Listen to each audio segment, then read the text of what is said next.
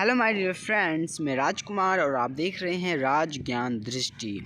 आज हम बात करने जा रहे हैं कक्षा 12वीं के समाजशास्त्र विषय के अध्याय 1 संरचनात्मक परिवर्तन के एक उपविषय नगरीकरण और औद्योगिकरण की। नगरीकरण और औद्योगिकरण में औपनिवेशिक अनुभव क्या रहे उसको हम जानेंगे। औद्योगिकरण का संबंध यांत्रिक उत्पादन के उदय से है, जो शक्ति के गैर मानवीय संसाधन जैसे वाष्प या विद्युत पर निर्भर होता है। बहुत सारी पश्चिमी समाजशास्त्री पुस्तकों में यह बताया गया है कि अति विकसित परंपरात्मक सभ्यताओं में भी खेत या जमीन पर उत्पादन से संबंधित कार्य करने के लिए अधिकाधिक मानवों की आवश्यकता होती थी। अब औद्योगिकरण क्या होता है कि यांत्रिक उत्पादन में वृद्धि करने के लिए जिन मशीनों और तकनीकों का उपयोग किया जाता है, कारखानों का उपयोग किया जाता है, जिनकी मदद से वही है क्या औद्योगिकरण। और समाजशास्त्रीय पुस्तकों में हमें पढ़ने से पता लगता है पश्चिमी, तो उसमें है क्या, जो परंपरागत सभ्यताओं में भी खेती को उत्पादन बढ़ाने के लिए है क्या अधिक मानवों को लगाया जाता था, ऐसा हमें जानकारी प्राप्त होती है। अपेक्षाकृत निम्न तकनीक विकास की वजह से बहुत ही कम लोग कृषि के कार्य से अतिरिक्त कुछ अन्य आसान व्यवसाय कर सकते थे। अब प्राचीन समय में क्या है कि जो थोड़ी सी तकनीक और विकसित करने के साथ ही जो अतिरिक्त लोग थे, कुछ लोग थे अन्य काम भी, अन्य व्यवसाय कर सकते थे। तो इसके विपरीत औद्योगिक समाजों में क्या है, ज़्यादा से ज़्यादा रोजगार वृत्त में लगे लोग कारखानों, ऑफिसों और दुकानों में कार्य करते हैं। अब क्या है, जो औद्योगिकरण है वह क्या है, कृषि से ज़्यादा जो है रोजगार प्रदान करता है लोगों को, ऐसा माना गया है कि औद्योगिक समाजों में क्या है, ज़्यादा से ज़्यादा रोजगार वृत्त होते हैं। इसमें लोग काम पर लगे होते हैं, चाहे कारखानों में हो, ऑफिसों में हो, दुकानों में हो, एक काम करते हैं लोग। और औद्योगिक परिवेश में कृषि संबंधी व्यवसाय में लोगों की जो संख्या है कम होती है। अब जो औद्योगिक परिवेश है, जहाँ पर भी उद्योग विकसित होंगे, जो भी क्षेत्र औद्योगिक क्षेत्र होंगे, वहाँ पर कृषि में लोग कम दिलचस्पी लेते हैं, या कृषि कम विकसित होगी, लेकिन वहाँ पर लोग कम संख्या में काम करते होंगे। और यह देखने में आया है कि पश्चिम में 90% से ज़्यादा लोग कस्बों और शहरों में रहते हैं, क्योंकि वहीं पर रोजगार व व्यवसाय के अवसर अधिक होते हैं। अंततः हम नगरीकरण को औद्योगिकरण से जोड़कर देखते हैं, और ये दोनों प्रायः एक साथ होने वाली प्रक्रियाएं हैं, लेकिन हमेशा ऐसा नहीं होता है।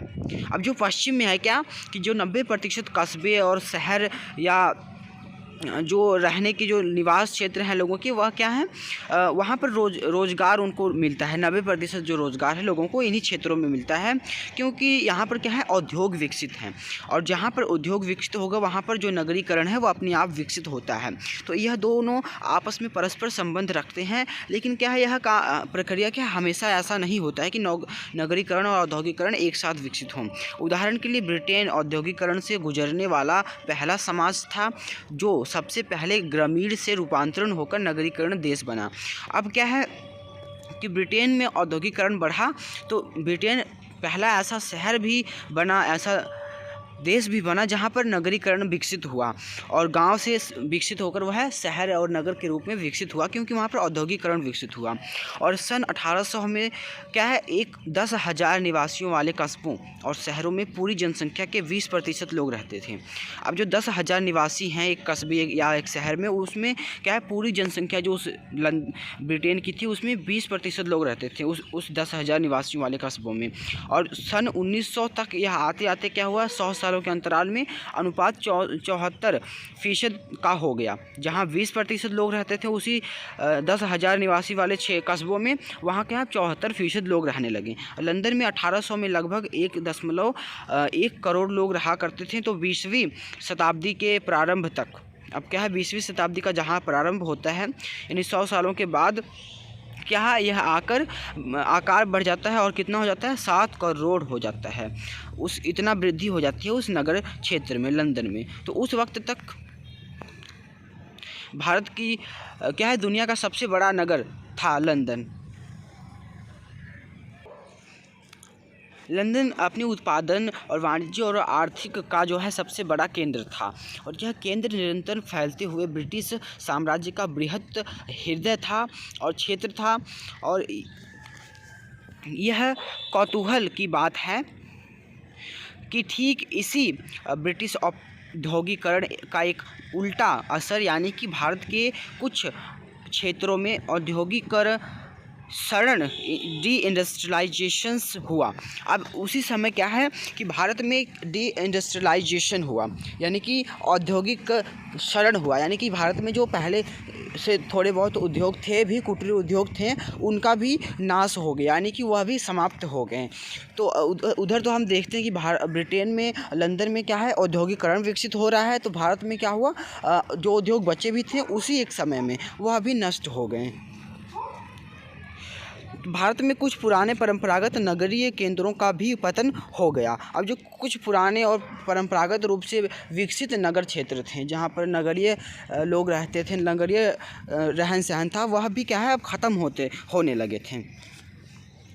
जिस तरह ब्रिटेन में उत्पादन व निर्माण में चढ़ाव आया, उससे विपरीत भारत में क्या है गिरावट हुई। अब ब्रिटेन में जिस तरह से प्रोडक्शंस बढ़ा, उत्पादन बढ़ा, तो उसी तरह से भारत में क्या उसका उल्टा हुआ, और जो भी उत्पादन होता था उसमें भी भारी गिरावट आ गई। और परंपरागत ढंग से होने वाले रेशम और कपास का उत्पादन और निर्यात मैनचेस्टर प्रतियोगिता में गिरता चला गया। अब जो परंपरागत रूप से हाथ से करघों से बनाया जाता था कपड़ा, और कॉटन से बनाया जाने वाला कपड़ा था, वह क्या है खादी कपड़ा, वह मैनचेस्टर की मशीनों से बना जो कपड़ा था उसके साथ प्रतियोगिता नहीं कर पाया, उसके साथ कंपटीशन नहीं कर पाया। उससे पहले हम एक बॉक्स पढ़ लेते हैं। बॉक्स में भारत की जनगणना का रिपोर्ट दिया गया है 1911 की। तो अंक 1 पृष्ठ संख्या 408 में जो इस रिपोर्ट की उसमें ये छपा है कि भारत में सस्ते यूरोपीय कपड़ों के थान और बर्तनों का अभाव और तीव्र गति से आयात और पश्चिमी रूपरेखा वाले उद्योगों के भारत में ही लग जाने के बाद भारत के ग्रामीण उद्योगों का लगभग सफाया ही हो गया। अब क्या है कि जो भारत में क्या है यूरोपीय कपड़ों के थान और बर्तनों के अबाध और तीव्र गति के आयात होने लगा, यूरोपीय कपड़े और मशीनों से बने कपड़ों और बर्तनों का। तो क्या है भारत में जो पहले से विकसित कपड़ा उद्योग था या वस्त्र उद्योग था, उसमें जो है ग्रामीण स्तर पर जो उद्योग था उसका जो सफाया होता चला गया, और खेती से हुई उपज की जो ऊंची कीमत को देखते हुए ग्रामीण कारीगरों ने अपने वंशानुगत व्यवसाय को छोड़कर खेती करना शुरू कर दिया। अब जो खेती से निकला हुआ उपज था उसमें वृद्धि हुई, उसकी कीमतों में वृद्धि हुई, क्योंकि जो कच्चा माल था वह अंग्रेज खरीद कर उसे निर्यात कर दिया करते थे, और उससे तैयार माल जो है भारत में आयात कर उसे महंगे दामों में इसकी भारतीय बाज़ार में बेचा करते थे। तो इस तरह से उन्होंने भारतीय बाज़ार पर अपना कब्जा कर लिया। तो जो अन्य व्यावसायिक लोग थे, अन्य गुणी लोग थे, कुशल लोग थे, उन्होंने भी अपने व्यवसाय को छोड़कर कृषि को अपना लिया, और कृषि से उनको लाभ प्राप्त हुआ तो उन्होंने कृषि को अपनाया। और ग्रामीण संगठनों और कारोबारों का जो विघटन प्रत्येक क्षेत्र में अलग अलग गति से हुआ, और विकसित जो प्रांतों में यह परिवर्तन ज़्यादा स्पष्ट रूप से दिखा। अब जो ये परिवर्तन हुआ कि अपने कारोबार, अपने व्यापार और परंपरागत कारोबार को छोड़कर कृषि को अपनाना, यह क्या है एक अलग अलग क्षेत्रों में अलग अलग तरीक़ों से हुआ और अलग अलग समय पर हुआ। और एक बॉक्स यहाँ पर है, इसको भी पढ़ लेते हैं। ईस्ट इंडिया कंपनी और बाद में ब्रिटिश शासन ने क्या है भारत को बदले में जो दिया था वह भूमि स्वामित्व था। अब जो ईस्ट इंडिया कंपनी और जो ब्रिटिश शासन था उसने क्या दिया भारत को, उसने दिया भूमि का स्वामित्व और अंग्रेजी में शिक्षा की सुविधा। हम अगर उनका काम गिनाएं या योगदान गिनाएं भारत में, तो हम कह सकते हैं भूमि सुधार या भूमि स्वामित्व की प्रणाली और अंग्रेजी में शिक्षा। और कुछ तथ्य यह साबित करते हैं कि जो विकल्प दिए गए थे वे मध्य वर्ग का पाठन करने के लिए समुचित नहीं थे। यह पहला तथ्य है कि प्रारंभ में इसका कृषि से हुई उपज से कोई लेना देना नहीं था और दूसरा भारत की सांस्कृतिक परंपरा से कोई संबंध नहीं था। और हम अच्छी तरह जानते हैं कि जमींदार ज़मीन के परजीवी हो जा गए और शिक्षित स्नातक बस नौकरी ढूंढने लगे। अब क्या है, ज़मीनों का स्वामित्व दिया गया जमींदारों को, तो जमींदार क्या हो गए, उन ज़मीनों से अधिक उपज निकालने का प्रयास करते थे, जिसकी वजह से जो छोटे किसान, मंझले किसान थे, रैयत थे, उनको सताया जाने लगा, उनको प्रताड़ित किया जाने लगा, उनको अधिक मजदूरी मेहनत करनी पड़ती थी। और जो एक शिक्षित वर्ग तैयार हुआ तो वह अपनी नौकरी के लिए ढूंढता और भटकता रहा। तो और भारत के आम लोग थे, जो मध्य वर्ग था, उसको इन नियमों, इन कानूनों से कोई फ़र्क नहीं पड़ा या कोई लाभ प्राप्त नहीं होता नज़र आ रहा था। अब हम अपने अध्याय में चलते हैं। तो भारत के जो प्राचीन नगर जैसे कि सूरत और मसूलीपट्टनम, जहाँ से व्यापार हुआ करता था। भारत में जो प्राचीन नगर था, जहाँ पर से पहले सूरत और मसूलीपट्टनम था, जहाँ से एक व्यापारिक केंद्र हुआ करता था ये, और यहाँ से व्यापार हुआ करता था अंग्रेज़ों के आने से पहले। तो यह क्या है, या औद्योगिकरण भारत में आने से पहले, तो क्या है, इसका अस्तित्व कमज़ोर होने लगा। और जबकि आधुनिक नगर जैसे कि बम्बई और मद्रास, जो कि औपनिवेशवाद शासन में प्रचलित हुए और मजबूत होते गए। अब क्या है, एक नए केंद्रों और नए क्षेत्रों का उद्भव हुआ, जैसे कि बम्बई हुआ, मद्रास हुआ या कलकत्ता हुआ। तो इन क्षेत्रों का विकास हुआ औद्योगिकरण के प्रभाव से, तो मजबूत होते गए। और भारतीय राज्यों पर ब्रिटिश अधिकार के बाद तंजौर, ढाका और मुर्शिदाबाद की राज्यसभाओं का विघटन हो गया। अब क्या है, जो ब्रिटिश का अधिकार बढ़ता गया, हमारे भारतीय राज्यों पर ब्रिटिश का जो अधिकार है वो बढ़ता गया। तो जो राजघराने थे या जो राज्य महाराजों का इलाका हुआ करता था, छोटे छोटे राज्य हुआ करते थे, उनका जो है प्रभाव घटता चला गया या वह टूटते चले गए। जैसे कि तंजौर हुआ, ढाका हुआ या मुर्शिदाबाद हुआ, यहाँ के जो राजा या राज्यसभाओं थी, उनका क्या है, वो विघटन हो गई, वो टूट गई, बिखर गई। तो इन राज्यसभाओं के संरक्षण में कार्यरत कारीगर, कलाकार और कुलीन लोगों का जो है भी पतन हुआ। अब जो इन राज्यसभाओं में क्या है, राजा महाराजा बड़े बड़े कुशल लोगों को रखा करते थे, राज कवियों को रखा करते थे, कारीगरों को रखा करते थे, और कुशली गुणी लोगों को, विद्वानों को रखा करते थे। तो इनका क्या है, संरक्षण हुआ करता था राजघरानों द्वारा। तो अब जब राजघराने ही नहीं रहे तो इनका संरक्षण करने वाला कौन है, तो इनका पतन होना शुरू हो गया। और कुछ 19वीं शताब्दी तक के अंत में से भारत में कुछ आधुनिक नए शहरों में, जहां यांत्रिक उद्योग लगाए गए थे, लोगों की जनसंख्या बढ़ने लगी। अब 19वीं शताब्दी का जब अंत होता है तो क्या होता है कि कुछ यांत्रिक उद्योग जो लगाए गए थे, उनमें क्या है, जनसंख्या बढ़ने लगी उन क्षेत्रों में, क्योंकि लोगों का जो कारोबार है, परंपरागत रूप से जो काम लोग किया करते थे, जो कुशल हो उनके हाथों में था, वह छीन लिया गया। अब वह कुशल उनके लिए कोई महत्व नहीं रखता था, कोई आय का स्रोत नहीं रहा। तो उनको अब क्या है, इन कस्बों में, इन शहरों में जाकर नौकरी ढूंढनी पड़ी, कारखानों में, और मजदूरी मेहनत कर अपना जीवन यापन करने के लिए मजबूर होना पड़ा। तो नगरों में स्थित उत्पादकों के द्वारा बनाए गए विलासिता के सामानों, ढाका या मुर्शिदाबाद की उच्च कोटि की रेशम की मांग में दरबारों के विघटन के बाद भारी कमी हो गई, और ये उत्पाद जिन बाह्य बाजारों पर निर्भर थे, उनका भी कमोवेश सफाया हो गया। तो अब क्या है, जो ढाका, मुर्शिदाबाद की जो उच्च कोटि की रेशम की मांग थी दरबारों में, वह क्या है, अब कमी हो गई, क्योंकि जो दरबार ही नहीं रहे तो उसकी मांग उसको कौन खरीदेगा।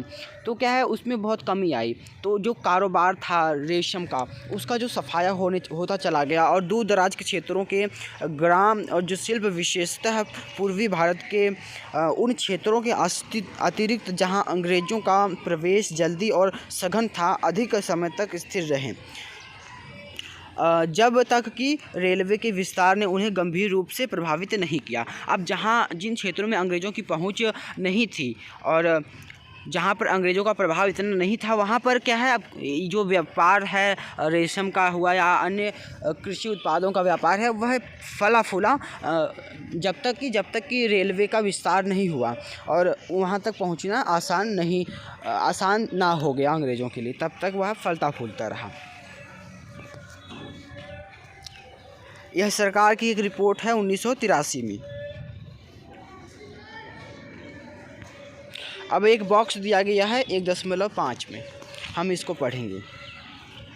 दक्षिण एशिया के औपनिवेशिक नगर का प्रारूप। अब जो दक्षिण एशिया है इसके औपनिवेशिक नगर हैं, इसका क्या प्रारूप रहा। दक्षिण एशिया तब का जो भारत है उसमें पाकिस्तान, बांग्लादेश और आज का भारत भी शामिल था। और जो अंग्रेज़ों का शासन था वह केवल भारत पर ही नहीं, भारत के साथ साथ श्रीलंका, मालदीव, नेपाल और क्या कहते हैं अफ़गानिस्तान के क्षेत्रों में, संपूर्ण जो दक्षिण एशिया का क्षेत्र है इस पर शासन था। इसीलिए हम यहाँ पर केवल भारत ना जानकर दक्षिण एशिया के औपनिवेशिक नगर का प्रारूप को जानेंगे। यूरोपीय शहर में विशाल बंगले, सुसज्जित मकान, सुनियोजित सड़कों के दोनों किनारों पर पेड़, दोपहर के और शाम को मिलने जुलने के लिए क्लब, खुली जगहों और पश्चिमी रूपरेखा के मनोरंजन की सुविधाओं जैसे घुड़दौड़, गोल्फ, फुटबॉल और क्रिकेट के लिए सुरक्षित रखा गया। जब घरेलू जलापूर्ति, विद्युत संपर्क और दूषित पानी के निष्कासन की सुविधाएं मौजूद थीं और तकनीकी स्तर पर संभव थी, तब यूरोपीय नगरों में रहने वाले लोगों ने उसका भरपूर इस्तेमाल किया और इन सुविधाओं का उपयोग केवल यूरोपीय मूल के नागरिकों के लिए ही सुलभ था। अब क्या है, औपनिवेशिक नगर का प्रारूप किस तरह का था कि औपनिवेशिक नगरों में विशाल भवन हुआ करते थे, विशाल बंगले हुआ करते थे, सुसज्जित मकान यानी कि बहुत ही सुंदर और नई नई तकनीकी और यूरोपीय तकनीक से बनाए गए मकान थे। और सुनियोजित एक सड़क प्रणाली की जो एक व्यवस्था है, एक प्लानिंग के साथ सड़कों का एक जाल बिछाया गया था। और सड़कों के दोनों किनारे क्या है, एक पेड़ लगाने का जो काम है वो किया गया था। और मिलने जुलने के लिए क्लब हुआ करते थे और खुली जगहों को क्या है, पश्चिमी रूपरेखा के मनोरंजन, अब जो जितनी भी खुली जगहें थीं उन सभी को क्या है मनोरंजन की जगहों में बदल दिया गया, चाहे वह घुड़दौड़ की जगह में तब्दील कर दिया गया, गोल्फ मैदान के तौर पे उन्हें बना दिया गया, फुटबॉल या क्रिकेट मैदान के लिए सुरक्षित रख लिया गया, जो भी खुली जगहें थीं या खाली ज़मीनें थीं।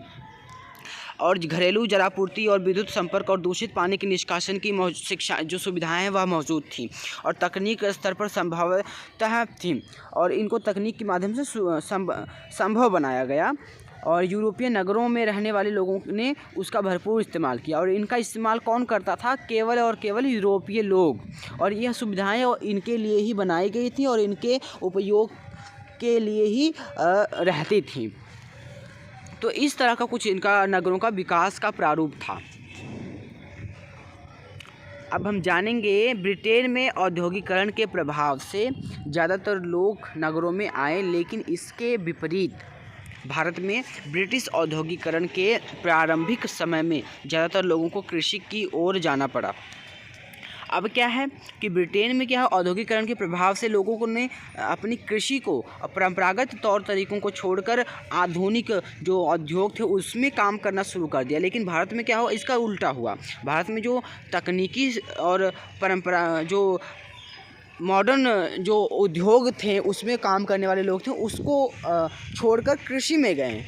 क्यों गए? क्योंकि जो मैनचेस्टर की प्रतियोगिता हमारे उद्योग, हमारे जो उत्पाद हैं वह नहीं कर पाए। तो जो हमारा जो उद्योग था, कुटीर उद्योग था, विकसित उद्योग था, वह नष्ट हो गया। तो उससे क्या है, लोगों को अब परंपरागत स्रोतों और परंपरागत कृषि में आधारित आय का साथ या सहारा लेना पड़ा। तो जो ब्रिटेन में हुआ कि कृषि को छोड़कर लोग उद्योगों में गए और भारत में इसका उलट हुआ, उद्योगों को छोड़कर लोग कृषि में आए। भारतीय जनगणना रिपोर्ट इसे स्पष्ट रूप से दर्शाती है। तो भारत में समाजशास्त्रीय लेखन में उपनिवेशवाद के विरोधाभासी और अनिश्चित परिणामों के बारे में अक्सर चर्चा की गई है। तो पश्चिमी औद्योगिकरण और उसके परिणाम स्वरूप उभरे मध्य वर्ग की तुलना भारत में हुए औद्योगिकरण के अनुभवों के साथ की जाती रही है। तो जो पश्चिम औद्योगिकरण था और उसके परिणाम थे, उसको मध्य वर्ग की तुलना भारत में हुए औद्योगिकरण के अनुभवों के साथ की जाती है। ऐसी ही एक झलक बॉक्स में दिए गए विवरण से मिलती है। और निम्नलिखित तर्क से यह भी पता चलता है कि औद्योगिकरण का मतलब केवल मशीनों पर आधारित उत्पाद ही नहीं, बल्कि यह नए सामाजिक समूहों और नए सामाजिक संबंधों के उद्भव और विकास की कहानी है। अब हम देखते हैं कि औद्योगिकरण का आशय यह नहीं है, मतलब यह नहीं है कि केवल मशीनें लगा दी गई और उत्पाद बढ़ गया तो बस औद्योगिकरण हो गया। नहीं, औद्योगिकरण एक व्यापक रूप है जिसमें सामाजिक समूहों और नए सामाजिक संबंधों के उद्भव और विकास की कहानी भी दर्ज है। और दूसरे शब्दों में यह भारतीय सामाजिक संरचना में हुए परिवर्तनों के बारे में है। अब औद्योगिकरण क्या है कि भारतीय सामाजिक संरचना को पूरी तरह से बदलने वाला प्रभाव है। केवल उद्योगों का विकास ही नहीं, इसमें इसने पूरी सामाजिक संरचना को बदल दिया, पूरी सामाजिक व्यवस्था को बदल दिया, वह भी शामिल होगा। ब्रिटिश साम्राज्य की अर्थव्यवस्था में नगरों की भूमिका महत्वपूर्ण थी। अब जो है ब्रिटिश साम्राज्य थे उसमें क्या है, नगर जो थे उनकी भूमिका महत्वपूर्ण हुआ करती थी और समुद्री तट जैसे कि बम्बई, कलकत्ता और मद्रास उपयुक्त माने गए थे। इनका जो प्रभुत्व था, इनका जो महत्वता थी अधिक हुआ करती थी इन तीनों शहरों की। तो क्योंकि इन जगहों से क्या है, उपभोग की आवश्यक वस्तुओं का निर्यात आसानी से किया जा सकता था। अब क्या है, जो हमारे उपभोग की वस्तुएं हैं, यानी कि हमारे लिए जो कपड़ा है, बर्तन है या अन्य चीज़ें हैं, वह क्या है लंदन से मंगाई जा सकती थी और हमारे बाज़ार में बेची जा सकती थी अंग्रेज़ों द्वारा। तो उनके लिए जो यह तटीय क्षेत्र थे, तटीय नगर थे, वह क्या है अधिक उपयोगी और अधिक महत्वपूर्ण थे। और साथ ही यहीं से यह उत्पादित वस्तुओं का सस्ती लागत से आयात किया जा सकता था। और यही बंदरगाह, यही तटीय क्षेत्र जो यहाँ की कच्चा माल है उसको बाहर भेजने के लिए, उसको आयात करने के लिए भी ज़्यादा, निर्यात करने के लिए भी ज़्यादा अच्छे थे। तो औपनिवेशिक नगर ब्रिटेन में स्थित आर्थिक केंद्र और उपनिवेशिक भारत में स्थित हाशिए के बीच महत्वपूर्ण संपर्क सूत्र थे। अब क्या है, जो ब्रिटेन में स्थित आर्थिक केंद्र था और औपनिवेशिक भारत में स्थित हाशिए के बीच क्या है महत्वपूर्ण संपर्क सूत्र थे। इस प्रकार के नगर भूमंडलीय पूंजीवाद के ठोस उदाहरण थे। और उदाहरण के रूप में औद्योगिक औपनिवेशिक भारत में मुंबई को एक इस प्रकार सुनियोजित ढंग से विकसित किया गया था कि सन 1900 तक भारत की 1/3 कच्ची कपास को जहाज़ से भेजा जा चुका था और कोलकाता से जूट पटसन का निर्यात होता था और जबकि चेन्नई से कहवा, चीनी, नील और कपास ब्रिटेन को निर्यात किया जाता था। अब क्या है, जो उद्योग उपनिवेशवाद के प्रभाव से औद्योगिकरण बढ़ा और औद्योगिकरण से क्या है भूमंडलीकरण बढ़ा। भूमंडलीकरण यानी ग्लोबलाइजेशंस। तो ग्लोबलाइजेशन किस तरह बढ़ा, हम देखते हैं कि जो बम्बई है इसमें क्या है कुल उत्पादन का 1/3 जो है कपास है, वह कच्ची कपास जो थी उसको जहाज़ से भेजा जा चुका था। भारत का जो कुल उत्पादन का जो 1/3 उत्पाद है वह बम्बई से केवल भेजा जा चुका था बाहर, और कोलकाता से पटसन को निर्यात किया जाता था, और चेन्नई क्या है कहवा, चीनी और नील और कपास के ब्रिटेन को निर्यात किया जाता था। तो औपनिवेशिक काल के नगरीकरण में क्या है पुराने शहरों का अस्तित्व कमज़ोर होता गया। अब जो पुराने शहर थे उनका क्या है अस्तित्व समाप्त होता चला गया। जो जिस तरह से औपनिवेशिक काल जो है नगरीकरण के जो पुराने शहर थे, जो पुराने नगर थे वो उनका जो अस्तित्व है ख़त्म होता चला गया औपनिवेशिक काल में, और उनकी जगह पर क्या है नए औपनिवेशिक शहरों का जो है उद्भव हुआ और विकास हुआ। तो कोलकाता उन दिनों का कलकत्ता जो है, उस समय कलकत्ता हुआ करता था, ऐसा पहला नगर था जो कि एक उभरता हुआ नागरिक शहर था। तो सन 1690 में एक अंग्रेज़ व्यापारी क्या है 1690 में एक अंग्रेज़ व्यापारी जिसका नाम जॉब चारनॉक था ने हुगली नदी के तट से लगे 3 गांवों जो कि कोलिकाता, गोविंदपुर और सुल्तानुद्दीन अब जो एक अंग्रेज व्यापारी था और 1916 में इसने क्या है हुगली नदी के तट से लगे हुए 3 गांव थे, कोलिकाता, गोविंदपुर और सूती नदी को पट्टे पर लिया और उसका उद्देश्य उन तीनों गाँव में क्या है व्यापारिक अड्डे बनाना था। और यहाँ पर इसका उद्देश्य था इन गाँवों को पट्टे लेना पर कि जो व्यापारिक अड्डे हैं वहाँ पर व्यापारिक अपना सेंटर है, ट्रेड सेंटर है, उसको बनाया जा सके। और हुगली नदी के किनारे ही सन 1998 में फोर्ट विलियम की स्थापना रक्षा और सैन्य बल को गठित करने के उद्देश्य से हुई। अब उसके ठीक 8 साल बाद वहाँ पर फोर्ट विलियम, एक विलियम का किला जिसे कह सकते हैं, उसका निर्माण किया गया। उसका निर्माण किस लिए? रक्षा और सैन्य बल, अपना जो मिलिट्री फोर्स है उसको अच्छा और मजबूत बनाने के लिए किया गया। और फोर्ट और उससे आसपास का खुला क्षेत्र जिसे मैदान कहते थे। अब जो फोर्ट था, विलियम फोर्ट था, उसके आसपास का जो क्षेत्र है उसको खुला रखा गया, मैदान रखा गया, उसको बसने के लिए नहीं बनाया गया। सैन्य बलों के डेरे थे और जहाँ पर इसके आसपास क्या है सैन्य बलों के डेरे हुआ करते थे। और कलकत्ता नगर का केंद्र बना। अब जो कलकत्ता था वो क्या है नगर का केंद्र के रूप में विकसित हुआ और इसी केंद्र से नगर का प्रसार हुआ। अब जो केंद्र है कलकत्ता केंद्र के रूप में था और यहीं से जो है अंग्रेजी शासन का जो है विस्तार होता चला गया। अब हम अपने अगले वीडियो में पढ़ेंगे चाय की बागवानी के बारे में।